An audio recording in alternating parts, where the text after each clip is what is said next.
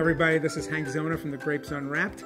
We're back. I think what's going to be a really kind of interesting show. I've invited a couple of food blogger friends to join me and Chef Rich here today to really talk about what they do and why they do it, and of course bring it right back around to pairing wine with it, because that's what I do. So who I have with me here today, I've got Cathy Roma. Cathy has a blog which is What Should I Make For, and she's going to tell us a little bit more about what that is. I have Jo Ann Tartaglia. Jo Ann's blog is Life as a Bowl of Pasta. And Chef Rich Krug is the chef, exec chef and owner of Krug Catering here at Orange Lawn Tennis Club in South Orange.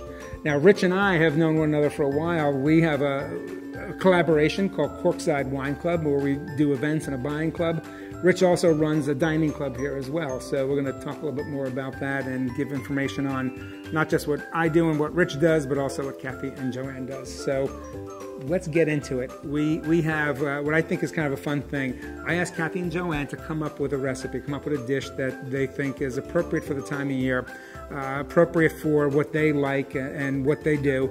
And the idea of it is that I was going to, one, pair wine with it, and two, Rich was going to replicate it, sort of some combination of home cooked style and restaurant style. So we're going to talk about the first dish that's in front of us, which is this beautiful butternut squash and apple risotto. Cathy, first of all, before we talk about the food, tell me about What Should I Make For? Tell me all about you. Yeah, well, What Should I Make For was inspired from basically family and friends calling me up all the time. What should I make for, people coming over the Super Bowl? What should I make? Or I'm having, a couple over for dinner. What should I make? And so I thought I should put these all down, put them on a website. And so that's where it came from. Cool. Every night I would leave my job, I would come home and I would make dinner, and it's always my favorite place to be, is in the kitchen.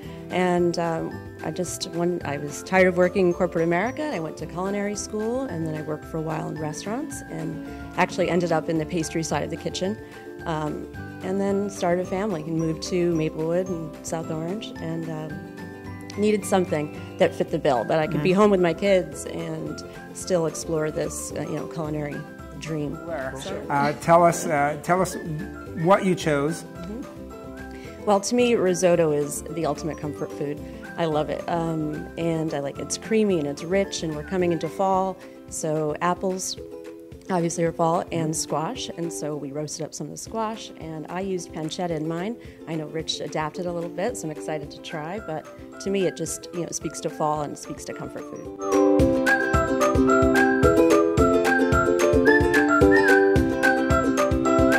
This version I think is very nice as well. Very few changes. Other than the pork in here, as opposed to a pancetta, is a hunter's bacon, a wild boar, and it's slightly smoked, whereas the pancetta normally isn't. But this recipe didn't really stray very much from what Cathy does, and I think it's a real nice dish, and I would do this again. As a matter of fact, I'm probably going to do it this weekend. Wow! All right, way to go. Cool.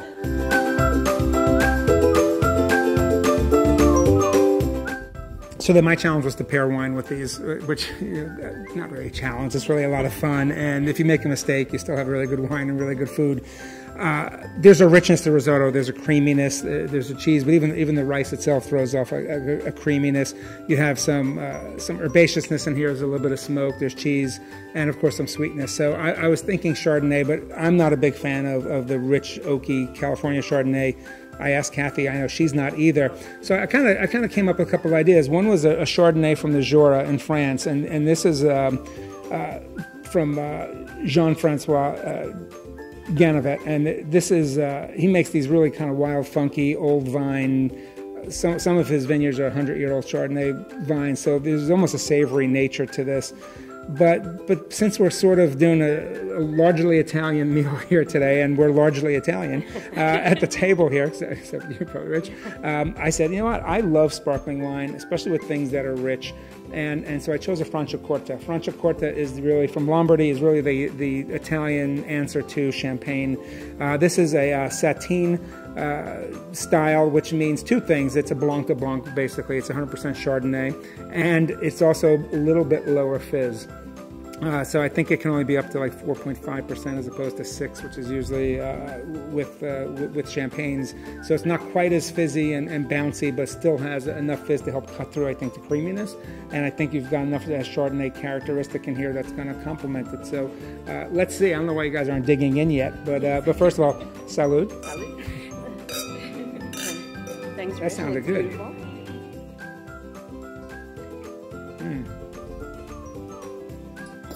That is a nice, rich wine. And you can kind of see how it almost replicates that California style without being overblown, because it does have that fizz to it. But more importantly, let's see the... Really nice recipe. You did a beautiful job with it. Thank you. So, next up, Jo Ann Tartaglia. Hi, Jo Ann. Hi. Life is a bowl of pasta. Yes. Jo Ann and I crossed paths 4 years or so ago, professionally, right? Yes, professionally. And you said to me that because after speaking to me, it sort of put a little... Well, yeah, I mean, I always had a passion for food, and, I was the marketing director in the financial services industry, and when somebody approached me about doing an event with a wine guru, I said, oh, wow, this is getting interesting. So I happily took the call, and I was so happy that we connected and everything. Yeah, and you were about to become a mom at that point. Yes, too, I remember. was. So you weren't wine guruing yourself much. No, I was more. You couldn't go to the event, unfortunately. No, I was sadly, I was watching everybody else just stroll off, and I said, okay, let me know how it goes. Yeah. So you left marketing Right. and you started. When did you start your blog? I would say it was about 2 years ago. Okay. I always loved cooking. My mother had no problem putting me in front of the stove and said, have at it. And every year I do go to Italy. My husband is Sicilian. So you chose a recipe. Tell me what you chose, why you chose it. Right. I chose pollo alla cacciatora because That's great pronunciation. I sound like such a hack when I pronounce anything. I was an Italian major too, so I paid a lot of money to brush up on the accent. But I chose pollo alla cacciatora for a few reasons. I mean, I did leave a piece of my heart in Tuscany. I had the best vacation in the fall, actually, through the holidays. And I spent a lot of time at my friend Alessandro's country house. He called it the Certosa. And we used to roast a lot of meat and have the crostini and the local wines. And this was so reminiscent of those flavors that I enjoyed so much. And it just brings me back to that, those evenings fireside, sitting with them and eating stuff like that. But this dish too, I mean, it has a wonderful history. Anything, pollo alla cacciatora is a Tuscan recipe through and through. Let me just stop one moment. Yeah. That's chicken cacciatore for you gringos out there. And just like the name, cacciatora or cacciatora that you see on the menu, it means hunter. So this is made in the hunter's method, and that usually involves, carrots, celery, onions, bay leaf, possibly rosemary. The original.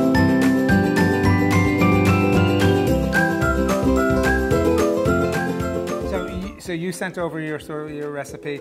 Rich, tell us what you did to sort of put your twist on it. Well, I love the idea of chicken cacciatore, as my grandparents from Ireland used to say. And it's actually one of my favorite dishes. I order it at a good Italian restaurant a lot, and I just love the idea of how tender the chicken comes out when it's braised with the wine.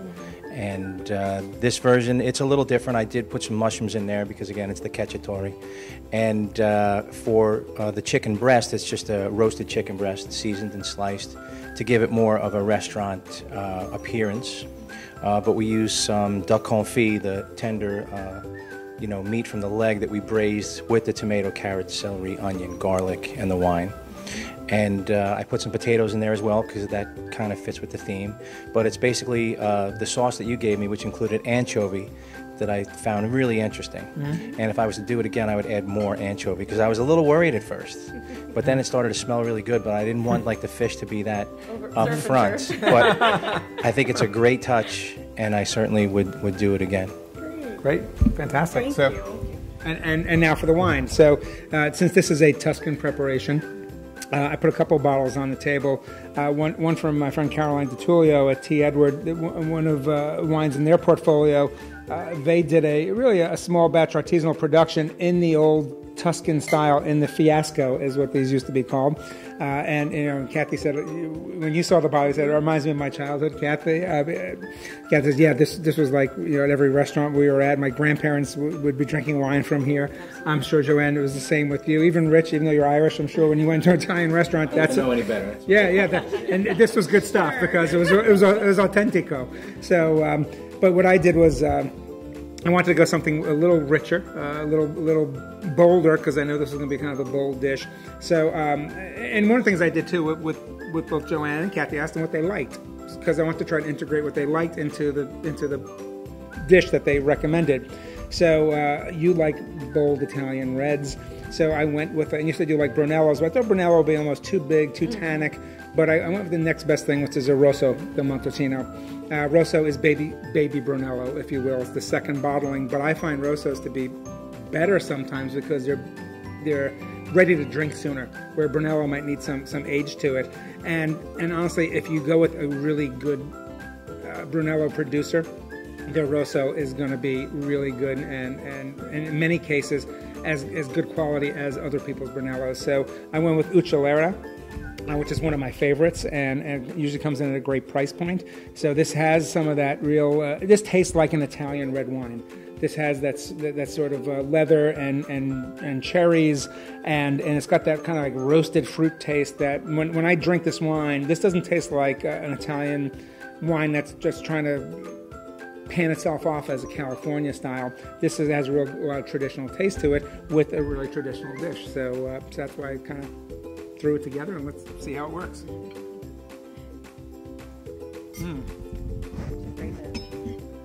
Thank you.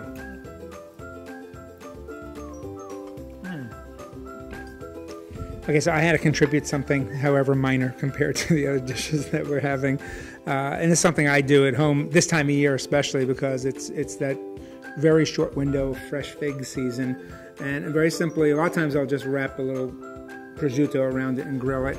Sometimes, if I'm feeling a little more ambitious, I'll stuff it with a mixture of goat cheese with some port wine or some similar type of wine and some rosemary, and it's thrown in the grill. And it's very simple, but it's a good combination again of creamy and salty and sweet and different textures and all. It's a fun starter. You could throw it in a salad. It's a starter. It's a fun dish to have. So I'm thinking of starters. I think of a couple different wines that go with a lot of different things. I could have gone with the rosé, the rosato. I asked both of you guys to tell me your preference, and you refused to. So this is a Sangiovese. Yes, you ultimately vote for that. So this is the which I really love. This is one of my favorite rosés. It's from Casanova della Spinetta, which is a big Piemonte producer, and this is their Tuscan property. So this is a Sangiovese rosé. It's one of my house wines. And this is beautiful wine because you could drink it with anything. But a wine that I've come to appreciate more and more and more are Lambruscos. And this isn't Riuniti on ice for all you older folks out there. This is a good dry secco. This is dry, and I love this winery. Opera O2 is in Modena, and Modena is where balsamic vinegar comes from, and lots of other great food in Emilia Romagna. This is a gorgeous property. They make really fantastic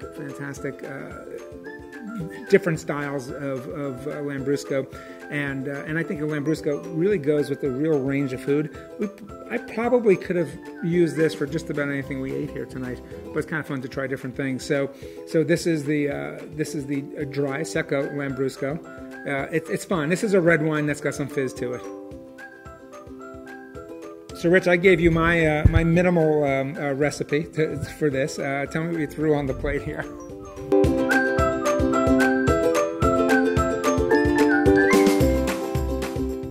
Well, it's just really a little bit of Hudson Valley goat cheese, stuffed inside a fresh fig, wrapped with prosciutto di Parma, and finished with a little balsamic and fig glaze. Oh, so it made sense then that I opened with the balsamic and fig, and it made sense that I threw in with the Lambrusco. So it's great. I'm going to dip a little bit, and you guys can use utensils. I'm going to use my hands, because it's summertime still. And so again, thank you all for being here, even though Richie here all the time. So I knew where to find you. Salud. Thank you. Cheers. Cathy, thank you. Jo Ann, thank you. This is Hank Zona of the Grapes Unwrapped. Join me next time when we get to know one